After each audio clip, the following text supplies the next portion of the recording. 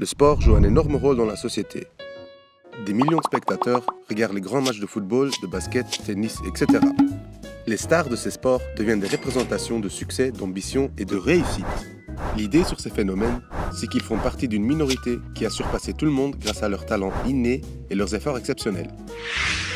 Mais si l'idée n'était pas aussi simple que ça, c'est là que l'effet de l'âge relatif entre en jeu.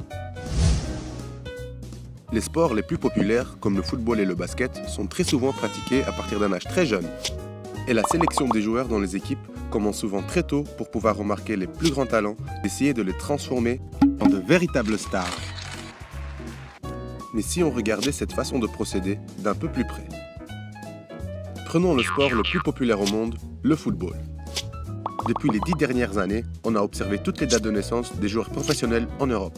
Et on a pu remarquer qu'un énorme pourcentage des joueurs étaient nés pendant le premier trimestre de l'année, c'est-à-dire entre janvier et mars. Et ceci est loin d'être une coïncidence. La sélection des joueurs se fait généralement avec des gamins qui sont tous nés dans la même année. Comme ça, ils ont tous le même âge et ils ont tous la même opportunité de montrer ce qu'ils valent. Mais on rate quelque chose d'essentiel. Quand on parle des enfants, 1 an d'écart représente une grande différence physiquement et mentalement. Je vous explique en détail.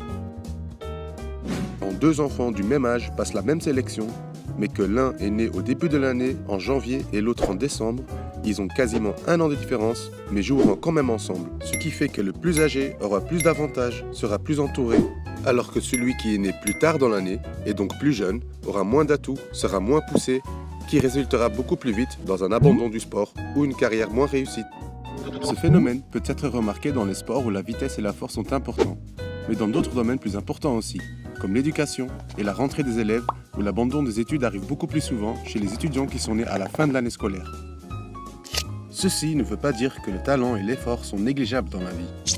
Mais quand on analyse des choses dans la vie qui nous semblent très logiques et évidentes, on risque de voir que les apparences sont parfois trompeuses.